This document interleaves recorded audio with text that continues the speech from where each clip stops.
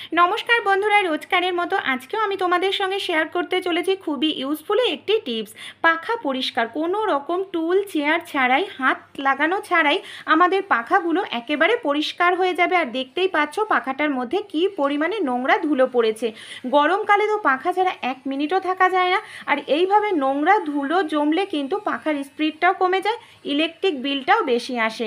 তাই আমরা কিভাবে কোনো রকম টুল চেয়ার ছাড়াই জামা কাপড় যে আমাদের রাখার হ্যাঙ্গারগুলো থাকে সেগুলো দিয়েই পাখাটাকে পরিষ্কার করে নিতে পারবো।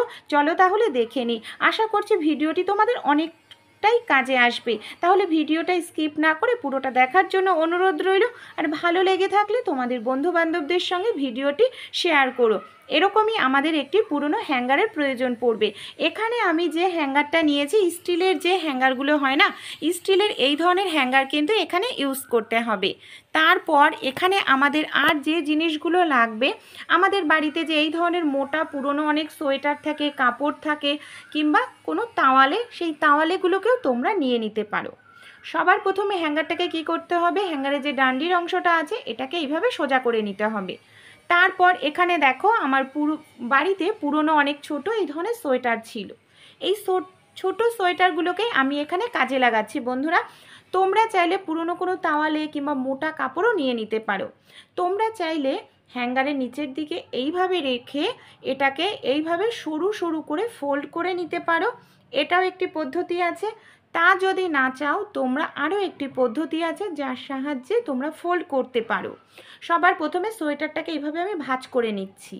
তারপর হ্যাঙ্গারটাকে এইভাবে রেখে আমি এইভাবে সোয়েটারটাকে ফোল্ড করে মোটা করে নেব। এখানে তোমরা যদি কোনো কাপড় নাও অবশ্যই একটু মোটা করে নিও। তারপর কি করব, সুচ সুতো নিতে হবে নিচের দিকটা। এখানে দেখো আমি সুচ সুতো নিচ্ছি, সুচ সুতোর সাহায্যে সেলাই করে নিচ্ছি।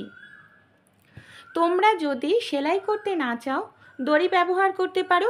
দড়ির সাহায্যে খুব ভালো করে টাইট করে এইভাবে বেঁধে নিতে পারো। ভালো করে টাইট করে বেঁধে নিলেও কিন্তু হয়। আর সুচ সুতো দিয়ে একবার রেডি করে নিলে এই ধরনের অর্গানাইজার তোমাদের কিন্তু অনেক দিন ইউজ করতে পারবে, পাখাটাকে পরিষ্কার করতে পারবে। দেখো কথা বলতে বলতে আমার সেলাই করা হয়ে গেল, নিচের দিকটা রেডি হয়ে গেছে। এবার আমি এটাকে ভালো করে গিট দিয়ে নিয়ে নিচ্ছি। এবার দেখো আরও একটি সোয়েটার আমি নিয়ে নেব। সোয়েটারটাকে এইভাবে আমি ভাঁজ করে নিচ্ছি। এখানে সোয়েটারের পরিবর্তে আবারও বলছি মোটা কাপড় নিলেও কিন্তু হবে।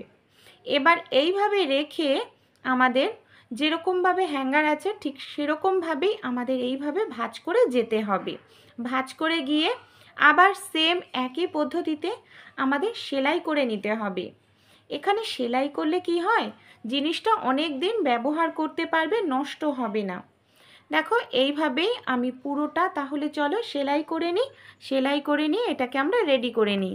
দেখো এইভাবে আমি সেলাই করে রেডি করে নিয়েছি। দেখতে পাচ্ছ এটা আমার পুরোপুরি রেডি হয়ে গেছে। এবার আমরা কি করব, এবার আমাদের প্রয়োজন একটি লাঠির।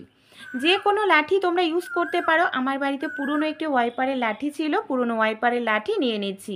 তোমরা লাঠির মধ্যে এইভাবে ঢোকালে কিন্তু হবে না, আমি তোমাদের দেখাচ্ছি। এইভাবে ঢোকালে কি হবে, যখন তোমরা পাখাটা পরিষ্কার করতে যাবে বারবার নড়াচড়া করবে। তাই এইভাবে কিন্তু না ঢুকিয়ে আমরা যদি হ্যাঙ্গারটাকে এইভাবে সোজা করে তারপর এইভাবে দুভাঁজ করে মোটা করে নিই, তারপর ওয়াইপারের যে লাঠিটা আছে তার উপর রেখে একটি দড়ির সাহায্যে খুব টাইট করে আমাদের বেঁধে নিতে হবে।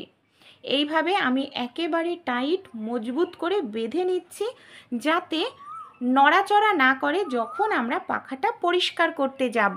এভাবে ধরে দেখো আমি খুব টাইট করে বেঁধে নিয়েছি। এটা কিন্তু নড়াচড়া করছে না। এইভাবেই বেঁধে রেডি করে নিতে হবে। দেখো আমার কিন্তু অর্গানাইজারটা রেডি হয়ে গেছে। আর এটার সাহায্যে যদি আমরা পাখা পরিষ্কার করি, কোনো রকম টুল চেয়ার কোনো কিছু প্রয়োজনই পড়বে না, মেঝেতে দাঁড়িয়েই পাখা পরিষ্কার করে নিতে পারবো। এবার দেখো কিভাবে আমরা পরিষ্কার করব এটার সাহায্যে। পাখাটা আমার দেখতেই পাচ্ছ বন্ধুরা কি পরিমাণে নোংরা হয়েছে। দেখো ধুল এমনকি কালি জমে গেছে পাখার মধ্যে। এইভাবে পাখার যে ব্লেড আছে ব্লেডের মধ্যে এইভাবে ঢুকিয়ে যদি আমরা ধীরে ধীরে পরিষ্কার করতে থাকি, কত সহজেই পরিষ্কার হয়ে যাচ্ছে পাখার ব্লেডগুলি। আর এখানে এইভাবে পরিষ্কার যে আমরা করব, কাজটি কিন্তু আমাদের একটু ধীরে ধীরে করতে হবে।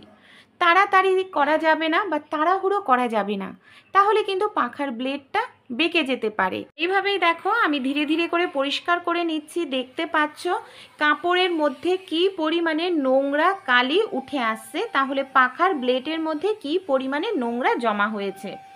এইভাবেই আমি কিন্তু সবগুলো ব্লেডের মধ্যে এই হ্যাঙ্গারটাকে ঢুকিয়ে মেঝেতে দাঁড়িয়েই পরিষ্কার করে নিতে পারবো। কোনো রকম টুলের আমাদের প্রয়োজনই পড়বে না। আর এই কাজটি কিন্তু খুবই সহজ হয়ে যাবে আমরা যদি একবার তৈরি করে নিই। যখনই পাখাটা হালকা নোংরা হবে তখনই আমরা সঙ্গে সঙ্গে পরিষ্কার করে নিতে পারবো।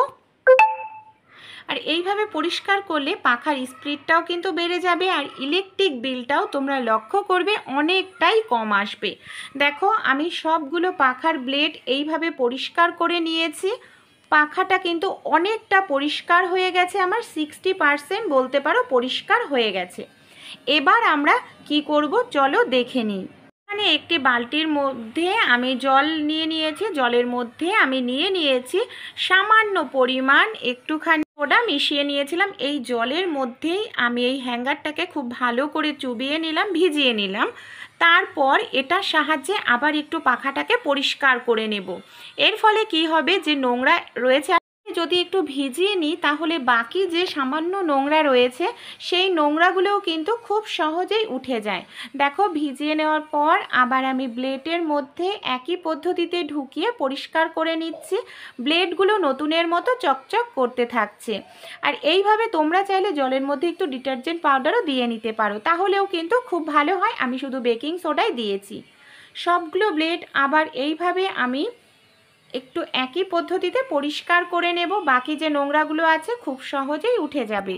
পরিষ্কার করার পর এবার তোমরা দেখতে পাচ্ছ যত ধুলো ময়লা নোংরা ছিল সব উঠে গেছে, আর পাখাটা নতুনের মতো চকচক করছে। ভিডিওটি ভালো লেগে থাকলে তোমাদের বন্ধু বান্ধবদের সঙ্গে শেয়ার করো। অবশ্যই তোমরা অ্যাপ্লাই করো, তারপর একটি লাইক করো।